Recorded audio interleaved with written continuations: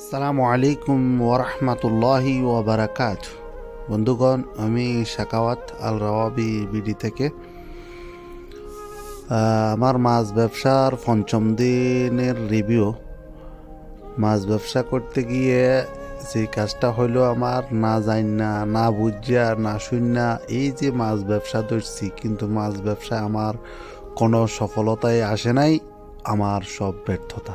তবে মাছগুলা আমি প্রথম কেনার পর মাছগুলা নিয়ে যে আমি এতদিন পর্যন্ত টিকে আছি, এটাই আলহামদুলিল্লাহ।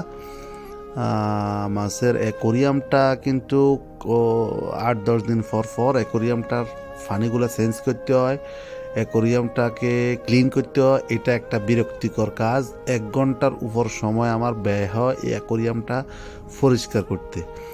এটা মাছগুলাকে নিতে হয় একটা একটা করে, সবগুলা মাছ আবার আলাদা অন্য একটা জায়গার মধ্যে রাখতে হয়। রাখার পর অ্যাকোরিয়ামটাকে ভালো করে পরিষ্কার করতে হয়। অ্যাকোরিয়ামটাকে পরিষ্কার না করলে মাছগুলা অক্সিজেনের অভাবে অক্সিজেন যদি ভালোভাবে না পায় মাছগুলা কিন্তু মারা যাবে। তো সেজন্য কিছুদিন পর 8-10 দিন পর অ্যাকোরিয়ামটাকে ক্লিন করতে হয়। অ্যাকোরিয়ামটা দেখেন, মাছগুলাকে সবগুলা এখানে নেওয়া হয়েছে। মাছগুলা এখানে অনেক সুন্দর দেখা যাইতেছে। এগুলা একটা গ্লাসের একটা পট, ওটার মধ্যে নেওয়া হয়েছে।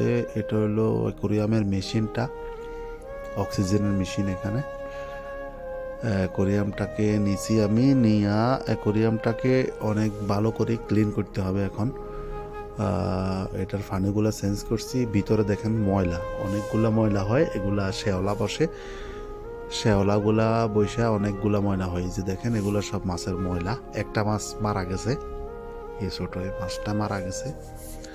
অ্যাকোরিয়ামটাকে এখন আমি নিয়ে গেছি, ক্লিন করছি, ক্লিন করে নিয়ে এসছি। দেখেন এই যে ক্লিন করার পরে অ্যাকোরিয়ামটা অনেক সুন্দর লাগতেছে। মাছগুলা দিতেছি। আবার নতুন পানিতে মাছগুলা ফাইলে দেখলে অনেক সুন্দর লাগে। এই যে দেখেন। তবে আপনাদেরকে বলি, দেখিয়া শুনা বুঝা তারপর যাই যে কোনো ব্যবসা যে কোনো কাজ করবেন, দেখা শোনা বুঝার আগে কোনো কাজ করবেন না।